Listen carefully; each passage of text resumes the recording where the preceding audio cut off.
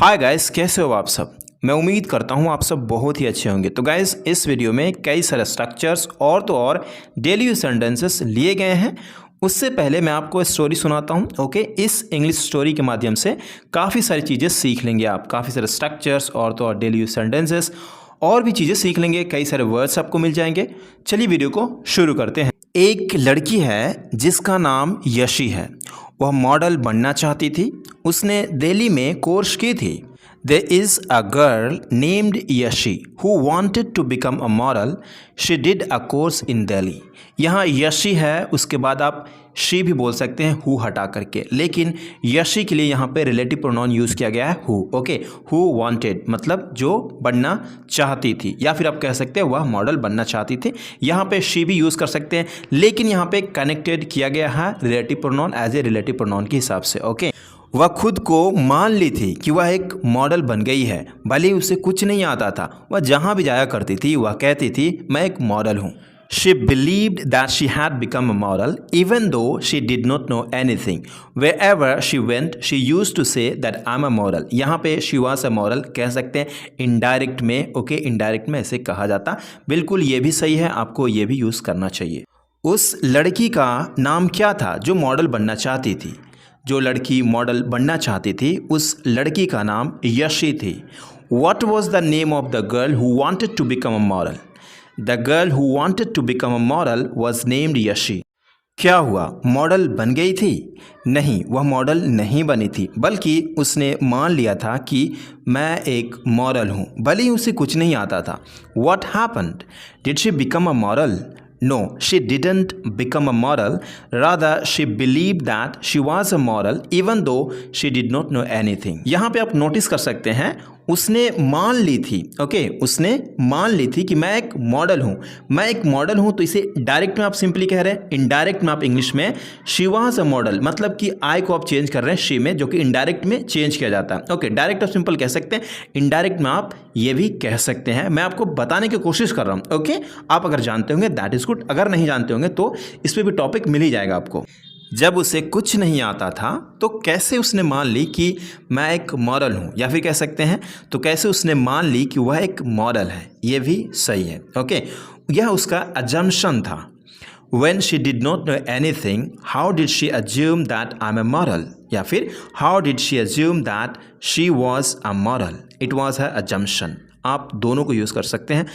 उसने मान ली थी कि मैं एक मॉडल हूँ और लोग मुझे पसंद करेंगे। हालांकि वह एक कैफ़े में काम किया करती थी, वह रोज़ कैफ़े जाया करती थी और टाइम से घर वापस लौट जाती थी। She assumed I'm a model and people will like me. Although she used to work in a cafe, she used to go to there every day and return home on time. एक दिन जब वह cafe में गई तो काम कर रही थी। फिर ऑनर आया और उसने कहा कि तुम बहुत खूबसूरत हो, तुम बहुत अच्छी लगती हो, मैं आपसे शादी करना चाहता हूँ। लड़की कहती है, यहाँ पे देखो स्टोरी पास्ट में है, लेकिन लड़की कहती है। कई बार क्या होता है कि पास्ट में स्टोरी कही जा रही है, दैट्स ओके, लेकिन प्रेजेंट भी उसमें ऐड हो जाता है, जबकि कोई भी मीनिंग पे फ़र्क नहीं पड़ेगा। स्टोरी सुनने में आपको बहुत ही अच्छा लगेगा। ऐसा मैंने खुद ही नोटिस किया हूँ। आप चाहो तो टेडेक्स देख सकते हो, और तो और ध्रुव राठी को आप जानते होंगे, उसे भी आप सुन सकते हैं, क्योंकि हिंदी में जो कंटेंट बनाते हैं बहुत ही कमाल का, और इतना अच्छा बंदा इतना अच्छा से स्टोरी टेलिंग करता है कि मतलब मत ही कहो, बहुत ही अच्छा करता हो। तो स्टोरी टेलिंग आना चाहिए, चाहे हिंदी हो या फिर इंग्लिश हो। अगर आप हिंदी में भी स्टोरी टेलिंग अच्छा से करते हैं तो आप कुछ भी बोलेंगे तो बहुत ही अच्छी तरीके से आप बोलेंगे। ओके, मेरा मकसद है आपको कुछ ना कुछ सिखाना। ओके, चलिए कंटिन्यू करते हैं। तो लड़की कहती है, आपको हिम्मत कैसे हुई यह कहने की? One day when she went to the cafe, she was working. Then the owner came and said, "You are very beautiful. You look very nice. I want to marry you." The girl says, "How dare you say that?" मैं एक model हूँ और दुनिया का सबसे best model हूँ। आप मुझे ऐसे नहीं कह सकते, आप मुझे ऐसे प्रपोज नहीं कर सकते। आपका बैकग्राउंड और मेरा बैकग्राउंड बिल्कुल अलग है। I'm a model and I'm the best model in the world. You cannot say this to me. You do not propose to me like this. Your background and my background are completely different. क्या Yeshi cafe समय पर जाया करती थी? क्या यशी को कोई problem था? आखिर यशी ने उस लड़के को प्रपोजल क्यों ठुकरा दी? यशी आखिर खुद को क्या समझती थी? Did Yashi used to go to cafe on time? Did Yashi have any problem? Why did Yashi reject the boy's proposal? What did Yashi think of herself? हाँ, यशी कैफ़े समय पर जाया करती थी। यशी को कोई भी प्रॉब्लम नहीं था। ऐसे ही खुद को मानती थी कि वह एक मॉडल है और उसका स्टेटस बहुत हाई है, इसलिए यशी ने उसका प्रपोजल ठुकरा दी। Yes, Yashi used to go to the cafe on time. Yashi had no problem. She believed that she was a model and she had a lot of status. That's why Yashi rejected his proposal. फिर बाद में यशी ने उस job को छोड़ दी, ऐसी घर पर रहने लगी थी। यशी को समझ नहीं आ रहा था क्या करे क्या ना करे।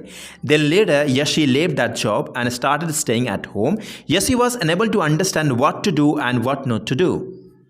फिर वह साइकाइट्रिस्ट के पास जाती है और कहती है कि मैं मानता हूँ कि मैं एक मॉडल हूँ, क्या यह सोचना मेरे लिए गलत है? Then she goes to a psychiatrist and says that I believe that I am a model, is it wrong for me to think this?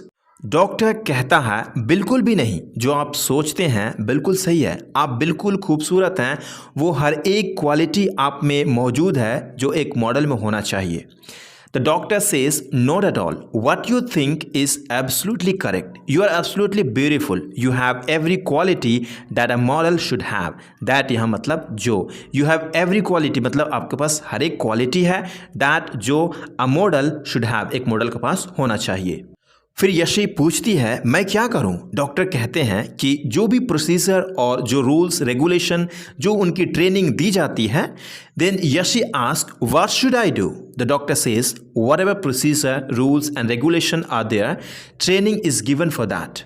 आप जाइए और ट्रेनिंग लीजिए। मुझे भी यकीन है कि आप एक सुपरस्टार मॉडल हैं और आप बहुत ही जल्द फेमस हो जाएंगे, बहुत ही अच्छा बन जाएंगे। You go and get trained. I am also sure that you are a superstar model and you will become famous very soon. You will become that a person very soon, whatever that would be. Job छोड़ने के बाद यशी ने क्या की? क्या यशी ने रोना शुरू कर दी? नहीं, यशी ने रोना शुरू नहीं की, बल्कि उसने घर आई और सोचना शुरू की क्या कर सकते हैं। What did Yashi do having left the job? Did Yashi start crying? No, Yashi did not start crying. Rather, she came home and started thinking what she could do. फिर वह साइकाइट्रिस्ट के पास गई और कुछ सलाह मांगी। Then she went to a psychiatrist and asked for some advice. क्या doctor ने सलाह दिया था? यस, डॉक्टर ने सलाह दिया कि कुछ प्रोसीजर है मॉडल बनने की, उस चीज़ को फॉलो करो, आप बिल्कुल बन जाएंगे। Did the doctor advise her? Yes, the doctor advise that there are some procedure to become a model, follow those procedure and you will definitely become. अच्छा ठीक है, क्या यह सब करने के बाद वह मॉडल बन गई थी? क्या उसने सभी प्रोसीजर को फॉलो की थी? आखिर वह मॉडल क्यों बनना चाहती थी? उसने और भी कुछ बनना क्यों नहीं चाही? That's okay. Did she become a model after doing all this? Did she follow all the procedure? Why did she want to become a model? Why didn't she want to become something else? वह model ही क्यों बनना चाहती थी? Model बनकर क्या करना चाहती थी? उसे ऐसा क्यों लगता था कि वह ऑलरेडी मॉडल बन चुकी है? Why did she want to become a model? What did she want to do after becoming a model? Why did she think that she had already become a model? Guys, story यहीं ख़त्म होती है। इसे और भी हम continue करेंगे, आप अगर मुझे कमेंट करके बताएंगे और लाइक करेंगे, साथ में शेयर भी करेंगे। ओके, तो आइए कुछ स्ट्रक्चर भी प्रैक्टिस कर लेते हैं, वो भी ज़रूरी है। और इसके अलावा अगर आप 600 से प्लस एडवांस इंग्लिश स्ट्रक्चर्स का ई बुक चाहते हैं, एक ही ई बुक में 600 से प्लस स्ट्रक्चर, तो इस वीडियो को डिस्क्रिप्शन में लिंक दी गई है, जिसके थ्रू आप उसे डाउनलोड कर सकते हैं। और तो और अगर आप चाहते हैं कुछ जानना कि क्या क्या स्ट्रक्चर में कवर किया गया है, तो मुझे डायरेक्ट कांटेक्ट कर सकते हैं थ्रू व्हाट्सअप, जो नंबर यहाँ पे दिया हुआ 9911051210, उस पर आप मुझे कांटेक्ट कर सकते हैं। ओके, और पूछ सकते हैं। तो चलिए कुछ स्ट्रक्चर्स भी देख लेते हैं। तो पहला टॉपिक है समवन और दी अदर। समवन और दी अदर मतलब किसी न किसी से। ओके, स्ट्रक्चर होता है सेंटेंस प्लस समवन, उसके बाद और दी अदर। एक सेंटेंस के बाद अगर आप बोलना चाहते हैं किसी न किसी से, तो उसे लास्ट या फिर पहले आप बोल सकते हैं। जैसे तुम किसी न किसी से पकड़े जाओगे एक दिन। You will be caught by someone और the other a day.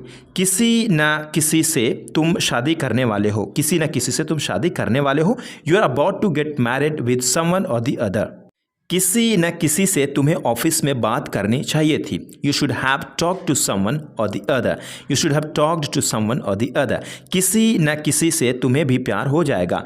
You will fall in love with someone or the other too. अगला टॉपिक है, अगला स्ट्रक्चर है believe or note. Believe or note मतलब मानो या मत मानो, विश्वास करो या मत करो। मैं तो करूँगा भाई, ओके। उसके बाद जो भी आप कहना चाहते हैं कहेंगे, जैसे बिलीव और नोट, उसके बाद सेंटेंस को रखेंगे। जैसे मानो या मत मानो, मैं तुझे सच बता रहा हूँ। Believe or not, I am telling you truth. Believe or not, I am telling you truth. If you believe me, that's okay. If you don't believe me, that's okay too. But I'm telling you, right? अगला sentence है विश्वास करो या मत करो, मैं तो वहाँ गया था। Believe or not, I went there. Believe or not, I went there. मानो या मत मानो, वह तुमसे शादी नहीं करेगा। Believe or not, he won't get married to you. मानो या मत मानो, वह तुमसे अब और बात नहीं करने वाला।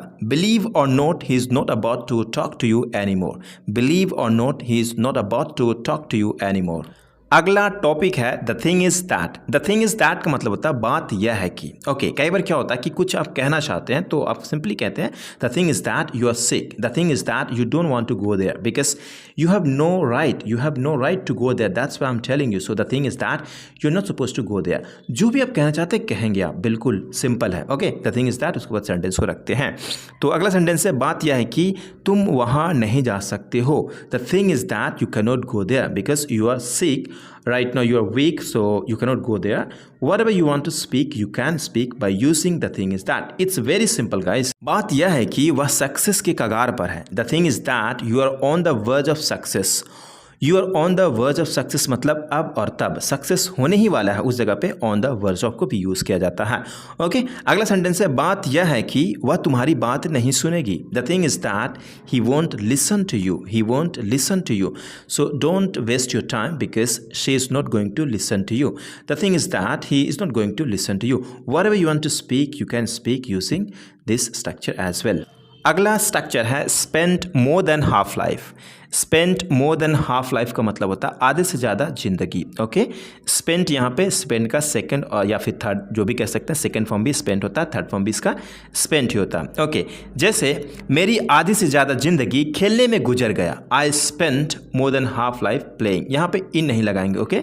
स्पेंट के साथ जब टाइम जो भी आता मेंशन होता है उसमें हम इन नहीं लगाते हैं, ओके। तुम आधा से ज़्यादा जिंदगी पढ़ाई करने में निकाल दी हो। You have spent more than half life studying. वह आधे से ज़्यादा जिंदगी ऑफिस में काम करने में ही निकाल दिया। ही spent more than half life working at the office, okay. अगला सेंटेंस है मैं आधे से ज़्यादा जिंदगी तुम्हारे साथ गुजारना चाहता हूँ। I want to spend more than half life with you. Guys, आपको क्या होता है कि सेम स्ट्रक्चर को कई बार आपको प्रैक्टिस करना होगा, क्योंकि आपको रिमाइंड दिलाना है खुद को ही कि भाई इसे भी आप प्रैक्टिस कर लो। आपको खुद को रिमाइंड करते रहना है ताकि आपको फ्लुएंसी आए और सभी स्ट्रक्चर को आप इंग्लिश में मतलब यूज़ कर पाएँ। अगला स्ट्रक्चर है that day is not far when. That day की जगह पे आप द डे भी कह सकते हैं, वो भी चलता है, ओके। वह दिन दूर नहीं जब, ओके। वह दिन दूर नहीं जब तुम इंग्लिश बोलोगे। That day is not far when you will speak English, या फिर व्हेन यू स्पीक इंग्लिश कह सकते हैं, ये भी सही है। वह दिन दूर नहीं जब मैं तुमसे मिलने आऊँगा। That day is not far when I'll come to meet you। हालांकि when के बाद यहाँ पे I come to meet you, that's okay, यही चलेगा बेहतर। अब वह दिन दूर नहीं मैं तुमसे कहूँगा कि मैं तुमसे प्यार करता हूँ। That day is not far when I will say that I will love you। वह दिन दूर नहीं जब मैं तुझे सलाम करूँगा। That day is not far when I will make a salute। I hope you got it guys। Thank you so much for watching this video। मिलते हैं अगले वीडियो में, तब तक के लिए अपना ख्याल रखिए। जय हिंद, जय भारत।